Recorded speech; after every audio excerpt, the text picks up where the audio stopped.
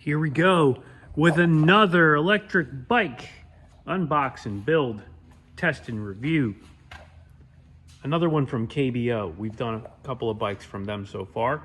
I've liked them, and I actually gave one to one of my friends, and he's been enjoying it, and just an overall great company to work with.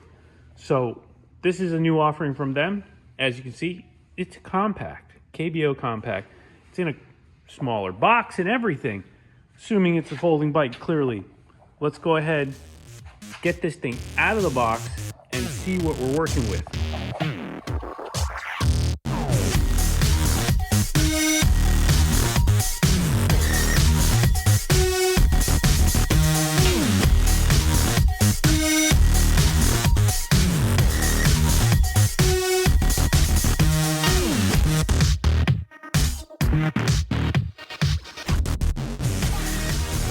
All right, so we've got it together. This went together really fast, really easy. It is 90% done, 95% done out of the box. You don't have to do anything except literally put your seat on, pedals on, and put the handlebar in the tube. Like, it's already attached on here. You don't have to set up anything.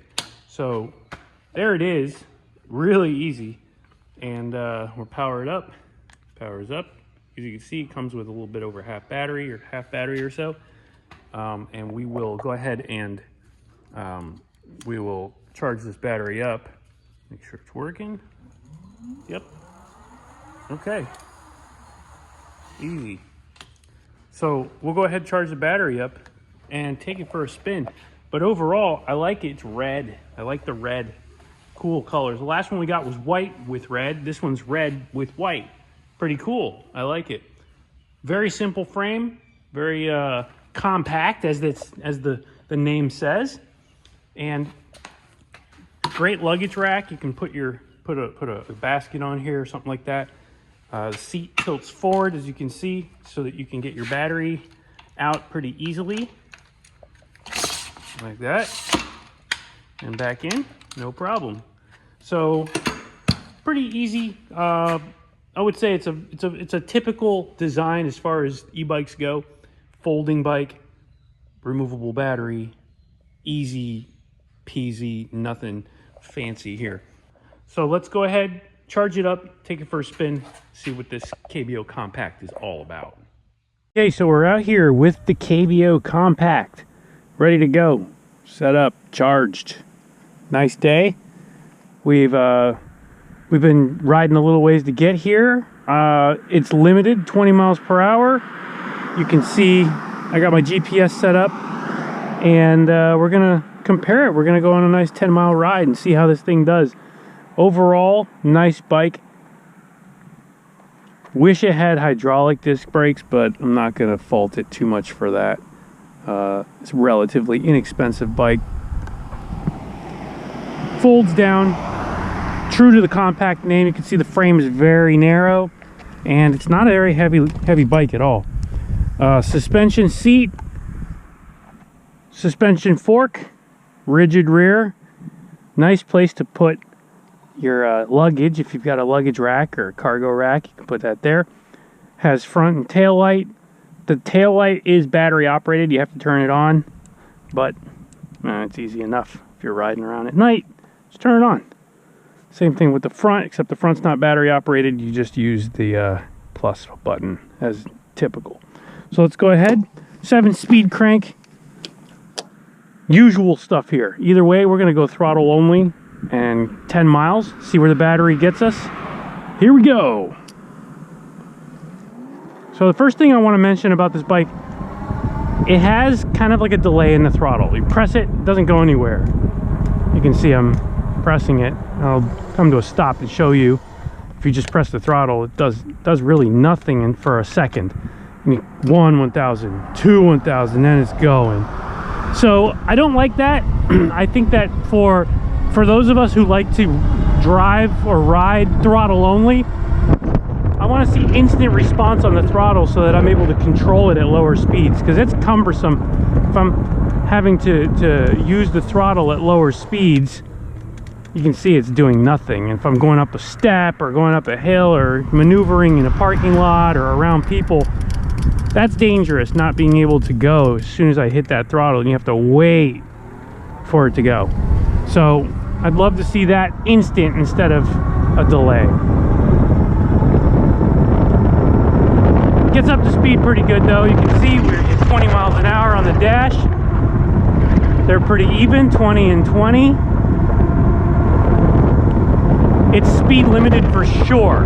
For sure, speed limited. I can feel it. It cuts power as soon as it gets to 20. So, it would be nice to have the opportunity to go faster. I might be able to trick it, change the wheel diameter so that the speedometer thinks that it's going slower and it gives us more juice. I might try that, because 20 miles per hour is good, but 25 would be better, right? Either way, let's go ahead and keep riding and see how she does. This is how it comes out of the box. On-road manner is really nice. Okay, we're at the trail here. So this is loose gravel. It's a nice trail, nature trail over here. I love to test these bikes on.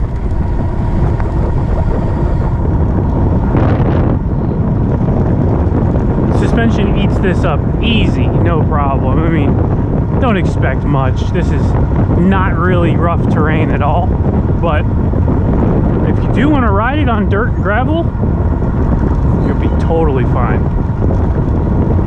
This bike, I would say, is going to be most attractive to the traveler.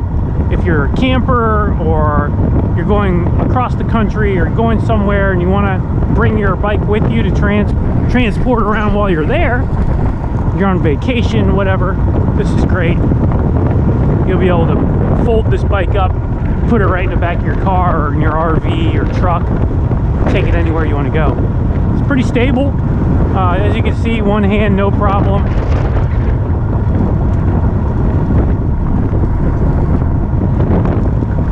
And you know, at 20 miles per hour, I'm expecting some pretty good range. But we'll put it through for 10 miles and see how it does. See how much battery we've lost after 10 miles. Okay, so we're halfway through. We're at 5 miles right now. Battery gauge is not dropped at all. That's a good sign. Everything seems to be staying nice. So we're gonna get off of the trail here and kind of start heading back. We'll take the road back and finish up this ride. But so far, so good. No issues. All right, we're at 7 miles now, and we just dropped off 1 bar on the battery.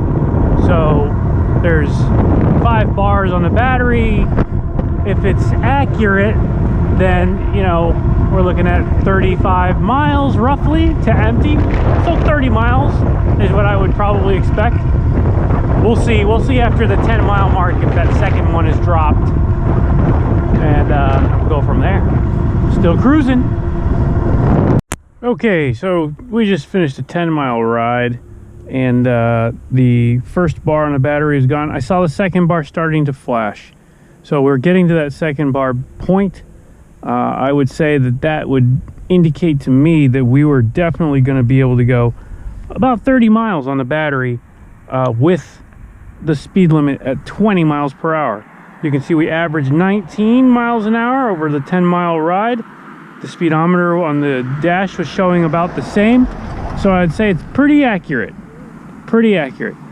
Now, what I want to try and do is I want to see if I can trick this dash into reading a lower speed to see if it'll actually unlock it to go a little faster. Let me see, I'm gonna mess with some settings real quick and we'll see if that works.